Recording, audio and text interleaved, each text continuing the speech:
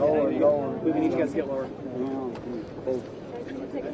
I think all of us are still in some state of shock over the video that we just watched a half an hour ago of one of the most respected leaders in all of the Congress, Alex Padilla, a person of just unquestioned integrity, someone who has brought great compassion for the people of our state and country to the U.S. Senate. To see him abused that way, to see him brought down to the ground, to see him go to a press conference to ask questions, which is not only his right but his obligation, and to be mishandled that way.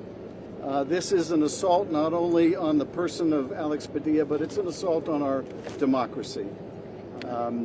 This is an administration that has no respect for our democracy, for our institutions, for the separation of powers, for a co-equal branch of government. It has no respect for the people of California. This is a president who would call in military troops against the wishes of our own government when it would only inflame the matter. And now this terrible abuse of this wonderful public servant. One of the things that I treasure about the U.S. Senate is you can come from anywhere, you can start from anywhere, and you can end up in the U.S. Senate.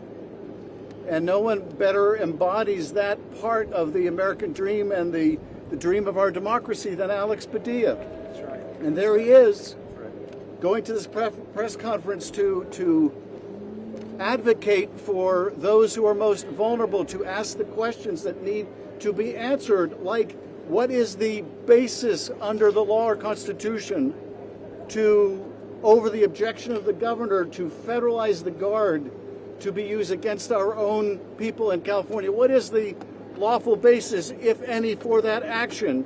And if not, what should the consequences be? I understand why Secretary Noem doesn't want to answer these questions, because she can't. But it is Alex Padilla's job to ask those questions and to demand those answers. And we are proud of him. We are proud of him. We are proud of his courage and his steadfastness and his vigorous representation of the people of California.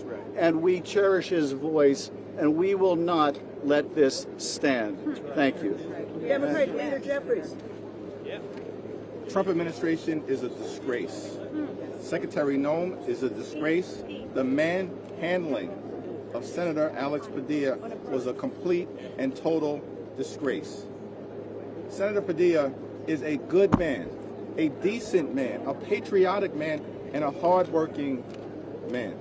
He's the very embodiment of what a United States senator should represent in this great country of ours, anchored in the principle of self-government.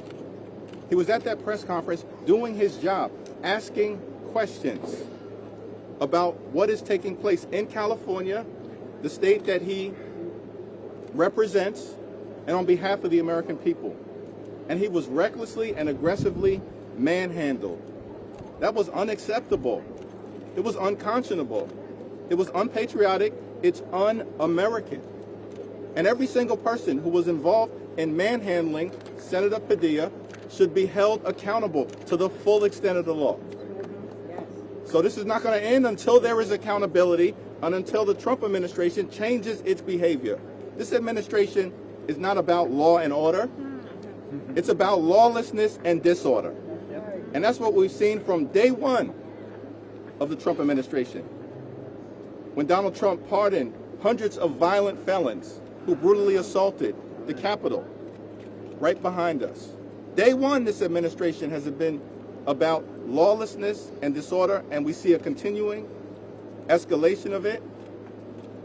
And we're going to make sure that we push back aggressively in every way possible to hold those individuals accountable who, without justification, manhandled Senator Alex Padilla. I'm here today as House Democratic Leader to make it clear. We stand with Senator Padilla. We stand with the California delegation. We stand with the Congressional Hispanic Caucus. And we stand with the American people. Amen.